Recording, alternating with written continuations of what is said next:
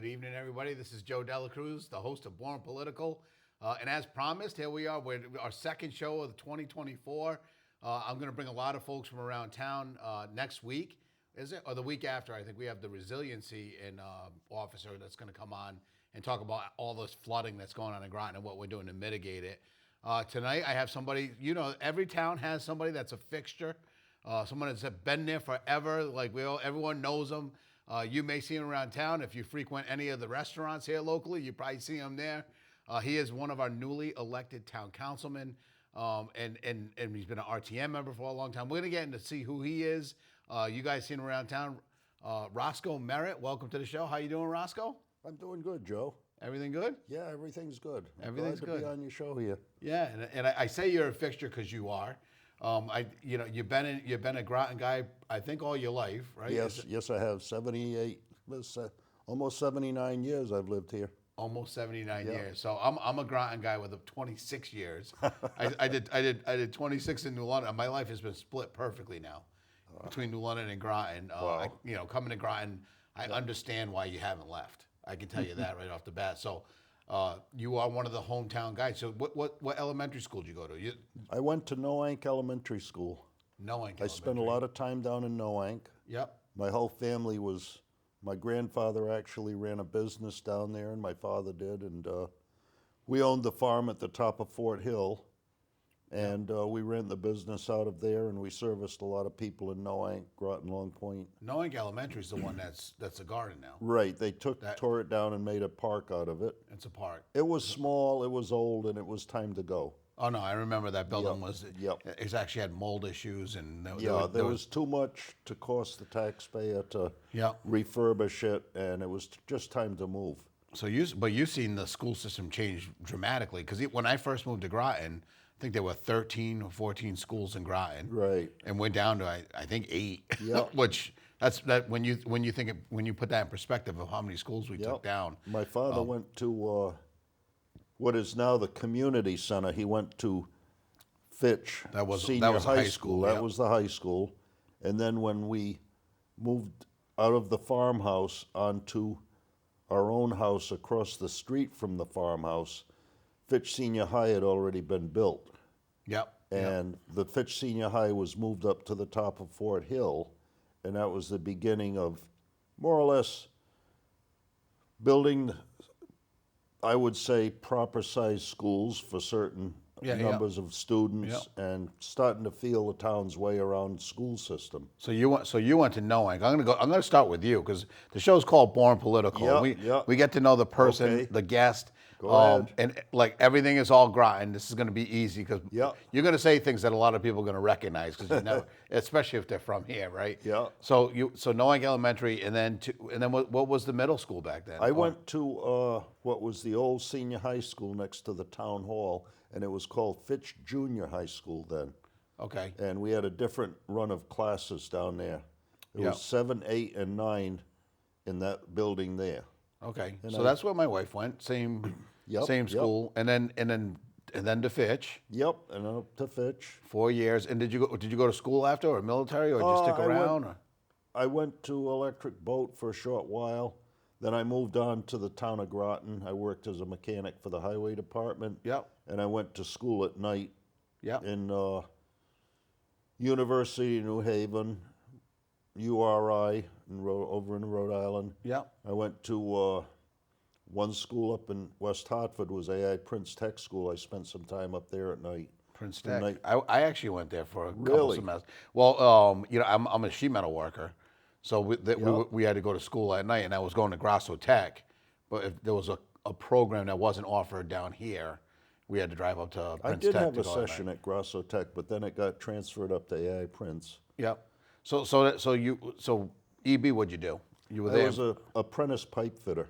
How long were you at EB? I was there for a year and a half, and it's good and all that. The money was good. The work was hard, but it was good. Very technical, but I just didn't feel that I belonged there. I wanted to do hands-on. There was a lot of things that I couldn't do that I saw I was capable of doing, but I wasn't permitted to. Yeah, I was very, very divided back then. I was 19, and I was on the go, chomping on a bit. Yeah. Yep.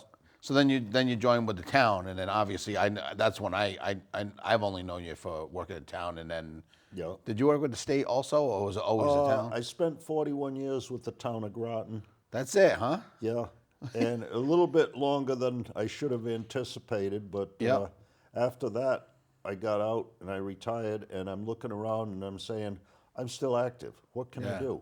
So I went over to Fort Trumbull in New London, filled out an application to work for DEEP Yep. in the Parks and Forests, and I spent 7 years there.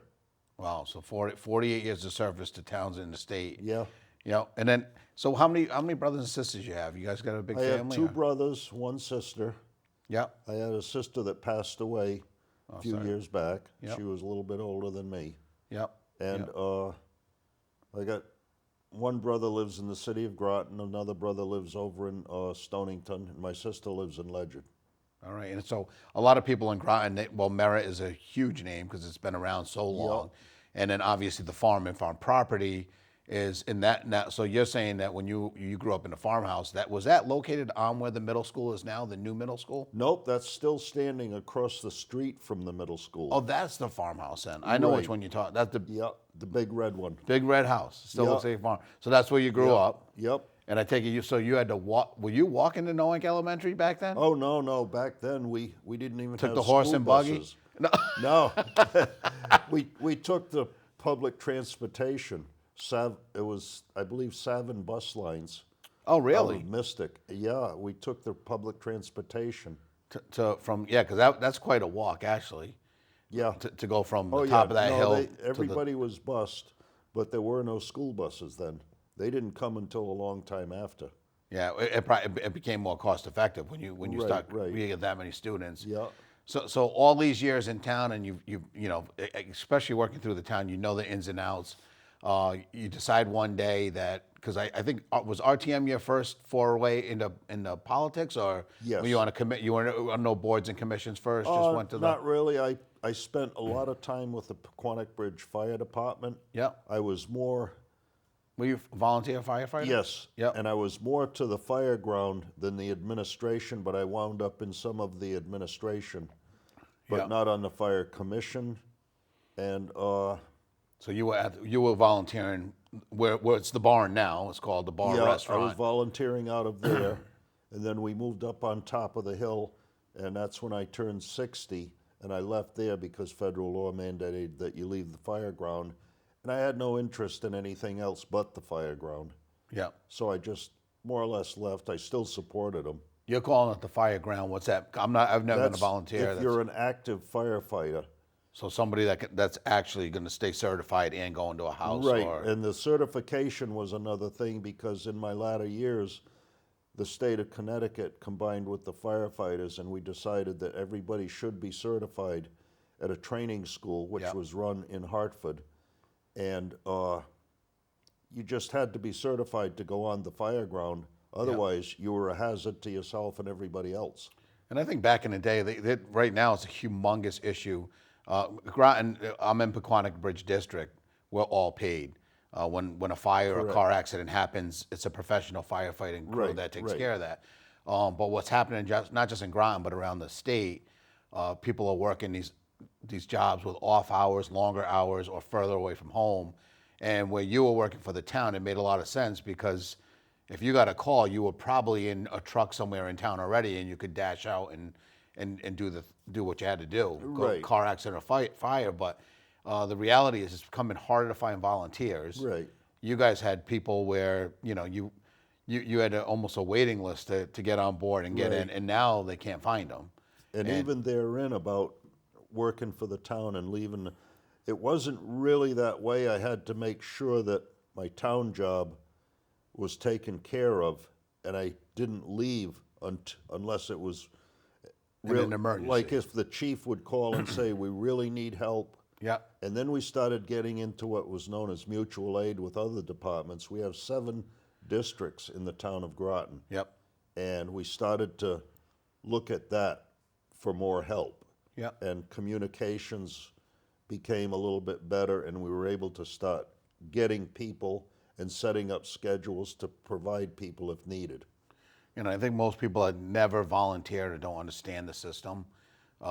We take everything for granted. I think we do. It doesn't and it doesn't start with the fire department. It starts with the little things, but it's a service that we've all relied on and depended on, and most of us have never been part of. The Dela Cruz residents did. I had Tammy serve.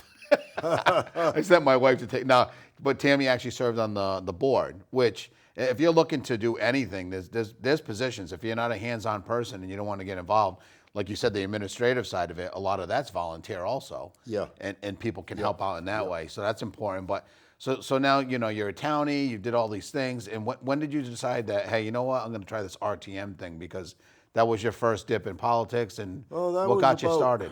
12 years ago, I was talking to a friend of mine, Joe Burrill. Oh, Joe, yeah. I served on the RTM with Joe. And firefighter too. We started talking about it, and I finally put my name in. Actually, Betsy McCauser talked me into it. Okay, yeah. And she filled me out the paperwork, and I signed up and just got involved in the RTM, and I was there for 12 years. Yeah. I enjoyed it. Yeah, and anything surprise? I mean, obviously, being a volunteer firefighter and being in a town, you kind of understood budgets and what it meant for people to vote. They were directly related to you, probably what you got for raises and benefits. Well, to me, I looked at it in what I call the real way. Is not everybody will agree. I have to say this, that I had a new member come into the RTM near the end of my tenure there. Yeah. And the first thing she said, well, I don't know anything about this. How do I go about this? What do I do? Where do we cut? And I said, now, wait a minute. That's not what we're really here for. Yeah. What is fair and equitable to all involved is the best way to look at it. Yes, there will be cuts, but there are services that have been cut already, and now you're going to be cutting the services by cutting the money. And you really have to know how to balance, and I'm not that great at balancing. That's why we have a good crew down there. Yep. And it more or less works its way out. Everybody understands what we're doing, what we're trying to do, what the council and the town manager tries to do, and it's all about balance. I would say, I mean, it's funny you brought that up, because my first foray was RTM. So I get involved in the RTM, and there's people that go on there that have an agenda as soon as they get on there. Sometimes it's cut. Sometimes it's, I want to make sure my schools are funded. Correct. There's all these competing interests. Everybody has their own point. They do.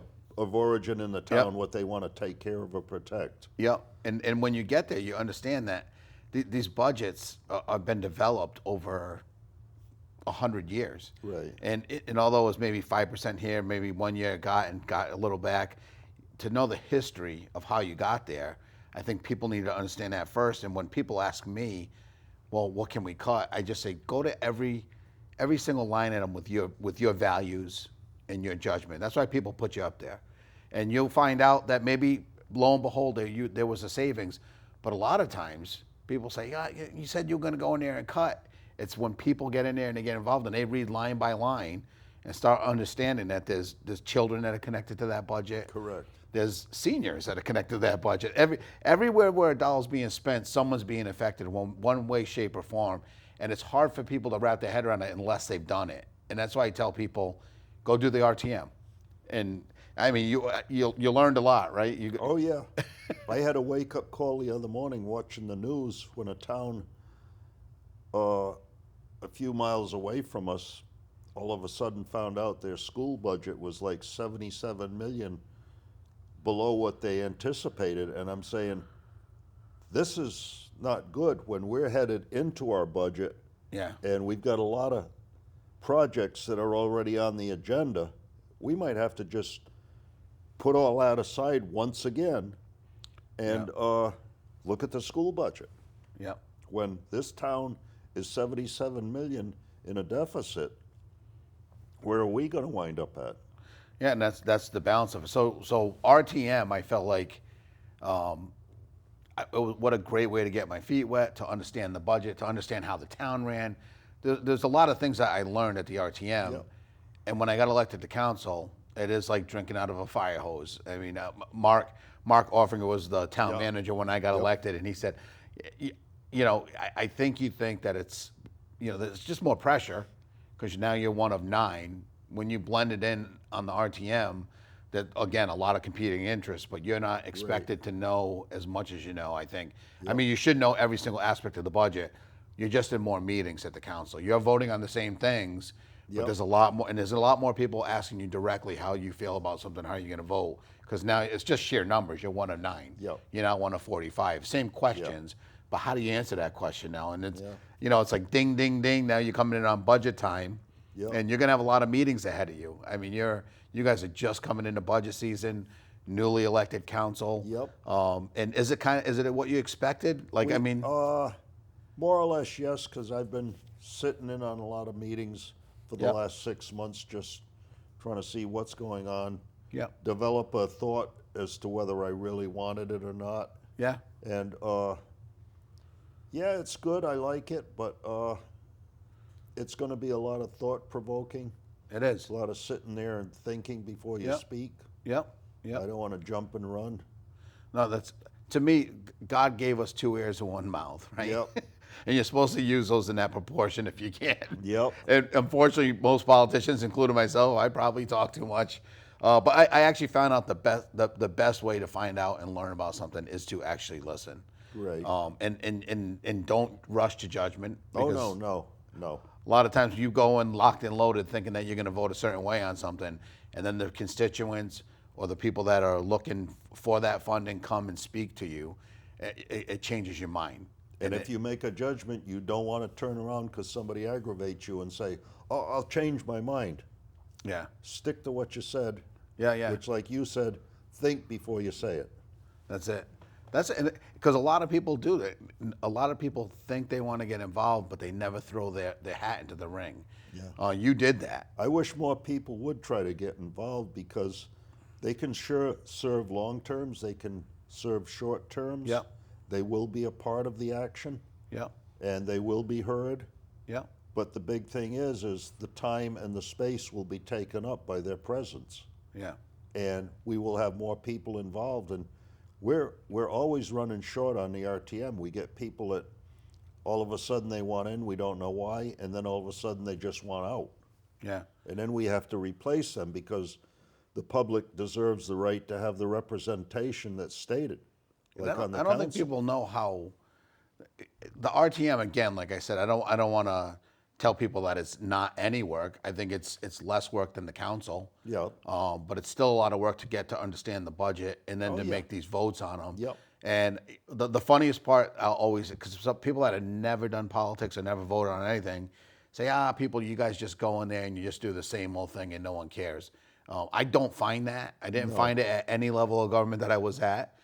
Certainly on the RTM, I think because you have that many more people, you'll have one person on RTM that's really like upset about this $500 we're spending on whatever, and can turn that conversation into a 3-hour conversation. I've seen that. Right, and we've been part of those meetings, and you're like, why does this person care? It's because that's what got them going, and maybe that's the reason they're there.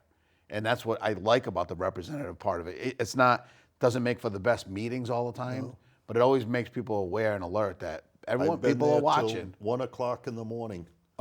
Deciding on the budget. I've been there too.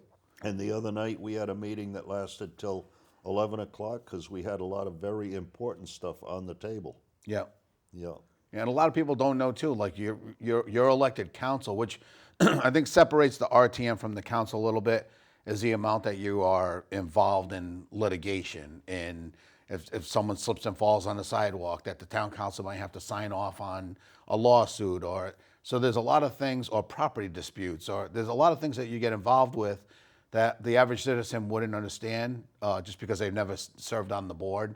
And that takes a lot of time. And a lot of like heartache, and there's always 2 sides to every story, right? And there's always somebody that is smarter than me, and I have a hard time explaining to them why I did what I did. Excuse me, but I will stand by my decision. And I will talk to the individual. I will hear them out, hear their explanation, their thoughts. But, yeah, they're smarter than me in certain respects, but I have others to think of when I speak, not just one person speaking to me. Yeah. So I have to divide all that time amongst everybody. Yeah, it's funny too because recently I got the chance to go to Washington, D.C. I was invited by Joe Courtney. I got to see the State of the Union speech, and I even got to sit in on a meeting between Joe Courtney and the Education Department, Manny, that Cordona, who came out of here. He's a cabinet member, and what struck me was the conversation about money and education was almost, there was zero difference. It was just how many people it was going to affect and maybe the budget of it. Because now you're thinking, well, people in Kansas might not like this, or people in California won't like this. But really, you're having the same exact conversation at the town council. It's just saying, well, we got to think of Pequannock Bridge, but we also got to think of Groton Long Point. We are like a microcosm of our country. We're very diverse. We are. In property ownership, income, race, family everything. income. We're very diverse. We even have the military here. Yep. Which I firmly believe in. Yep. They're a great support for the town. They are. And it's just we have everything going on here. I think that's what was different too. When I talk to people, because being a state rep, I got to be in Hartford, and people I don't think don't understand the impact. I mean, what a positive impact that the military has on you, but it does create challenges that most other communities don't understand.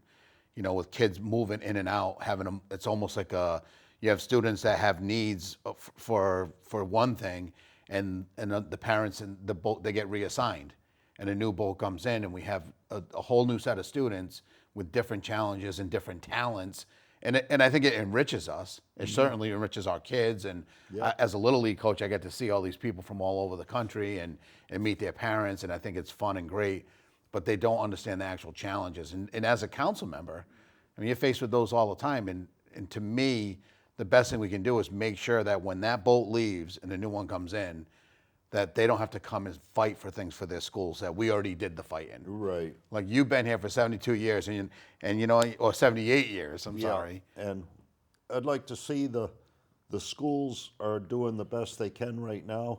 Yep. And I'd be willing to help them on what they ask for. Yep. But when they ask, I'm going to listen first. Yep. And then make a decision after that. I'm not just going to jump and run. Yep. Yep. It's tough. That's what it's like when people tell me about politics and say that you don't do anything, you guys don't. Some of the toughest decisions that you will ever make in your life are when you are an elected official. Oh yeah. Do you build a new school? Do you put out an RFP? Do you fund the library? Does it stay open till 6 at night, or we have to close it at 4? I never realized that with our family farm, it would wind up being what it is. I know. So we didn't even talk about your farming prowess, because was it that family property? Did you guys actually farm it when you were young? Yes, we did. So it was still an active farm. What were you growing? Corn and hay. Corn and hay. Basically, yeah. And it was a dairy farm before. It was before Route 215 was put in. The dairy farm went away, so my father went to growing corn. 215 wasn't there? No, it wasn't. So is that the route? That's the road you're talking about, Weicker? Yep. Had put in? It was put in down to in front of Groton BB Long Cove? Point. Yeah, in front of the cove down, Palmer Cove. Yeah, missed it. Yep. Oh, 215 and going It into goes Groton all the way Long down Point. into Noank, turns left, and Yep. goes over to Noank by Mosier Yep. Avenue. So that kind of cut your farm in half, because that was Right, it took everything down. Yep. And it cut it right, well, it took the barn down. That was the main focal of the dairy farm. We were milking 48 head twice a day. Wow. And we just moved on. We went down to the Haley farm for a very short time, but their facilities were in worse shape than ours. Yep. So we gave that up and just started selling property. Yep. And Yep. we sold off to the to Fitch Senior High, to the middle school, Grosso Tech, and Was the church on the property too? that St. was Mary's? Yes, it was. That was my uncle's. The family had 7 brothers and sisters, and they divided up what wasn't sold amongst themselves. Yep. And that person was allowed to sell off and keep the profits. And he sold that to St. Mary's. Do you guys have any? Is the barn still in your family, or is that? That's all gone. There's a barn behind. Not the barn, the house that you grew, the red house, the big red house. Is that still? Nope, that was sold by my Aunt Marion Orkney. She bought it from the family, and she was actually in politics with the town of Groton. I remember that name. And she was one of the drives. She always was begging me to get on some committee or something, get involved, and I finally It won't be did. anything. Just get on. It's almost nothing. And then she sold it to her daughter Hope. Yep. And then Hope bought the house next door, which was Father Curry's. Okay. And so it's still in the family name, more or less. Yep. There's a barn out back, and I look to see it stay there for quite a while. Yeah. I don't know what she's got planned for it, but there's nothing going on with it right now. Yeah. So that when I first moved to Groton, we always called it Merritt. Yeah, that was Merritt built in Farm 1732. So you guys been here for a while. Oh yeah. So your 78 years is just a part of the story for the Merritt I was family. only there for 16 years, and then we moved across the road. Yeah. I was living across the road for 3 years till I got out of high school, and then I moved on to my own place. Yeah. Have you ever lived out of Groton? No.